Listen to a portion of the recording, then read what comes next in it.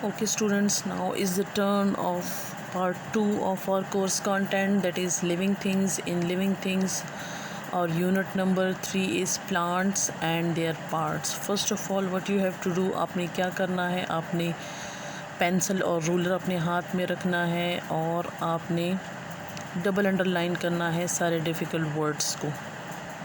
ये है हमारा page number 18 of book plants and their parts. Plants mean पौधे, double underline the word plants. Plants mean पौधे and their parts. Parts mean हिस्से। ठीक है, डबल अंडरलाइन कर लिया, इसके मीनिंग्स लिख लें। अब हम इसकी रीडिंग स्टार्ट करते हैं। Plants are living things. Underline the word living and things. Living things mean जानदार, वो वाली चीज़ें जो सांस लेती हैं, जिनमें प्लांट्स आते हैं, जिनमें एनिमल्स आते हैं, क्योंकि प्लांट्स भी सांस लेते हैं, लेकिन वो तो एक जगह पे स्टिल होते हैं, लेकिन वो अब सांस लेते हैं, वो भी जानदार हैं। उन्हें भी हवा चाहिए, उन्हें ज़िंदा रहने के लिए कौन सी गैस चाहिए? जिस तरह हमें ज़िंदा रहने के लिए ऑक्सीजन चाहिए, इस तरह प्लांट्स को ज़िंदा रहने के लिए कार्बन डाइऑक्साइड गैस चाहिए। इन ऑर्डर टू लिव, ज़िंदा रहने के लिए plants need good soil. Plants को हवा के साथ साथ क्या चाहिए? अच्छी सी मट्टी, soil, double underline the word soil, उसके ऊपर लिखिए मट्टी। हवा, एयर यानी कि हवा। वाटर, प्लांट्स को चाहिए पानी, वाटर एंड सनलाइट, सूरज की रोशनी। Plants grow all over the world. Plants दुनिया के हर हिस्से में ग्रो होते हैं। ग्रो का मतलब है उगना, प्लांट्स हर जगह उगते हैं। इन ऑर्डर टू लिव, ज़िंदा रहने के लिए। Plants grow in different ways. Plants के बढ़ने का तरीका मुख्तलिफ होता है। वेज़ का मतलब है तरीके, यानी कि कुछ प्लांट्स छोटे होते हैं जिनको हम कहते हैं हर्ब्स, जड़ी बूटियाँ, जिस तरह आपको यहाँ पे नज़र आ रहा है। ये क्या है? कोरिएंडर। कोरिएंडर को हम उर्दू में क्या कहते हैं? धनिया, जो बहुत छोटे होते हैं और जिनकी स्टेम भी ग्रीन होती है और स्टेम सॉफ्ट होती है और उनका साइज़ स्मॉल होता है, वो छोटे होते हैं, तो उन प्लांट्स को हम क्या कहते हैं? वो हर्ब्स हो गए, वो छोटे होते हैं। कुछ प्लांट्स बड़े होते हैं थोड़े से हर्ब्स से, जिस तरह आप रोज़ प्लांट को देख लें, वो बुश है, झाड़ी है। ठीक है, तो प्लांट्स जो है वो मुख्तलिफ़ तरीक़ों से उगते हैं। कुछ ज़मीन पर, जिस तरह आप अंगूर को देख लें तो वो क्लाइंबिंग करता है, वो क्लाइंबर्स में आता है। आप वाटरमेलन को देख लें, वाटरमेलन जो है वो ज़मीन पर उगता है। स्ट्रॉबेरीज़ को देख लें, स्ट्रॉबेरीज़ भी ज़मीन ही पर उगती हैं, यानी कि उनका ट्री नहीं होता। आप मैंगो को देखें तो वो ट्री पर उगता है, आप गुआवास को देखें तो वो ट्री पर उगते हैं। ठीक है, तो इस तरह कुछ ट्रीज़, कुछ प्लांट्स बड़े होते हैं, कुछ छोटे होते हैं, कुछ उसमें क्लाइंबर्स होते हैं, कुछ की स्टेम बड़ी होती है, कुछ की स्टेम छोटी होती है। Plants grow in all shapes and size.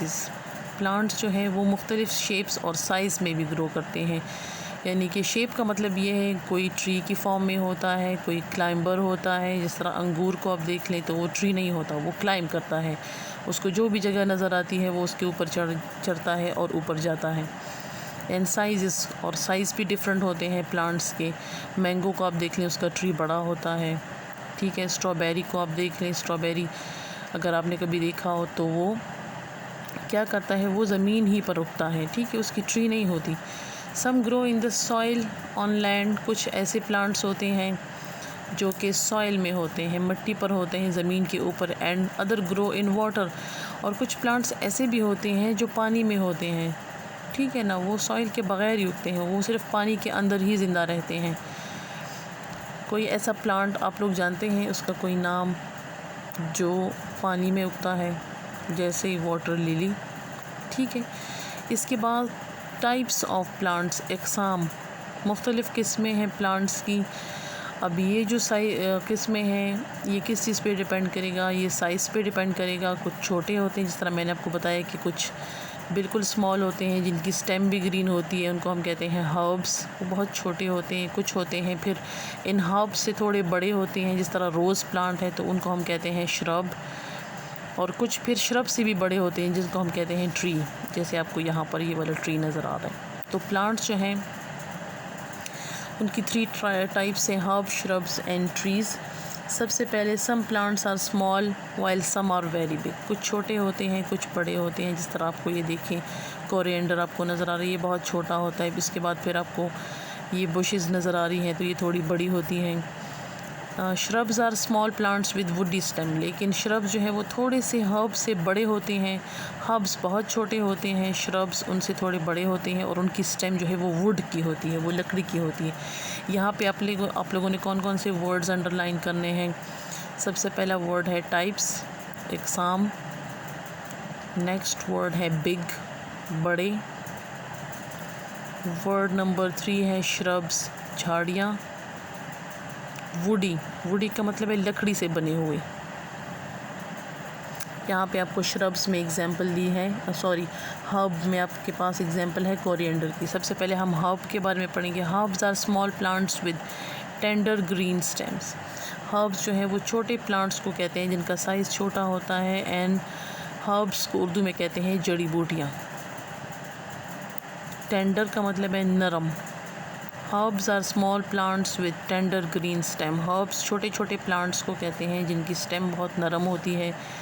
They are often aromatic and the leaves can be used to flavour food. Mostly जो हर्ब्स होते हैं वो एरोमेटिक होते हैं। एरोमेटिक का मतलब है वो खुशबूदार होते हैं। जैसे धनिया हो गया, जैसे पुदीना हो गया, वो एरोमेटिक है। पुदीने को हम यूज़ करते हैं अपने खाने में, उसकी अच्छी खुशबू होती है, तो वो भी एक हर्ब है जो कि एरोमेटिक है, वो उसकी खुशबूदार है। एंड और उसके पत्ते जो है वो उसको हम यूज़ करते हैं एज अ फ्लेवर। फ्लेवर का मतलब है जायका। उनको हम जायके के लिए, टेस्ट के लिए भी यूज़ करते हैं। इसके बाद कुछ प्लांट्स और ऐसे होते हैं जिनको हम क्रीपर कहते हैं। क्रीपर का मतलब है जो ज़मीन पर फैलते हैं। जिस तरह आपके सामने जो है वो पम्पकिन, कद्दू, बड़ा वाला कद्दू जो है वो गोल, ये उसका प्लांट है, उसको हम कहते हैं क्रीपर। क्रीपर उस प्लांट को कहते हैं जो कि ज़मीन पर ही फैलता है, उसका ट्री नहीं बनता। तो क्रीपर्स का उर्दू मीनिंग है फैलने वाली बेल। ठीक है। Creepers are plants with weak stems. Creeper जो है वो ऐसे प्लांट्स को कहते हैं जिनकी स्टेम वीक होती है, कमज़ोर होती है, उसमें कोई वुड नहीं होता। दे ग्रो अलॉन्ग और क्लोज टू द ग्राउंड। वो ज़मीन के साथ साथ ही ग्रो करते हैं, वो कभी भी ज़मीन से ऊपर नहीं होते जिस तरह ट्री होता है। उसके बाद दूसरी किस्म है प्लांट्स की जिनको हम कहते हैं क्लाइंबर्स। क्लाइंबर्स का मतलब है जो चढ़ते हैं, ऊपर चढ़ते हैं। चाहे वो दीवार हो, दीवार के ऊपर चढ़ते हैं, या कोई दूसरी ट्री हो तो ट्री के ऊपर चढ़ते हैं। तो इन प्लांट्स को हम कहते हैं क्लाइंबर्स। क्लाइंबर्स का मतलब है चढ़ने वाले।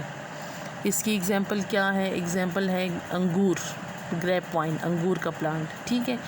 Climbers are plants which climb up other plants और सर्फेसेस। क्लाइंबर्स ऐसे प्लांट्स को कहते हैं जो किसी भी दूसरी सरफेस पे या किसी भी दूसरे प्लांट के ऊपर चढ़ना शुरू करता है। ठीक है। इनकी स्टेम ऐसी होती है कि इसमें क्लाइंब करने के लिए जगह होती है। वो अपने आप को किसी भी दूसरे प्लांट के इर्द गिर्द ऐसे गोल गोल घुमा देता है और उनकी स्टेम को, उस जगह को मजबूती से पकड़ लेता है। ठीक है। तो ये जो क्लाइंबर्स हैं इसमें आता है ग्रेप वाइन।